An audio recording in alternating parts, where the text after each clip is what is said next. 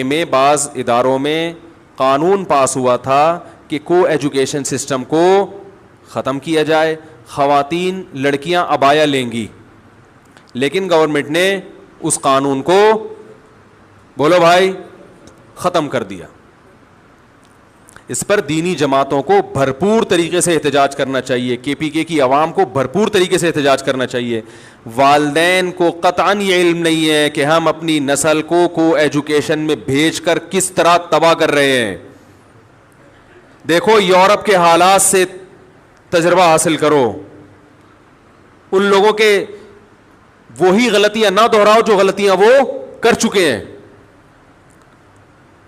میں ایک پہلے بھی اس پہ بیان کر چکا ہوں کہ کے پی کے میں آپ کو بہت حیا نظر آئے گی, بچوں میں ماں باپ کا احترام نظر آئے گا.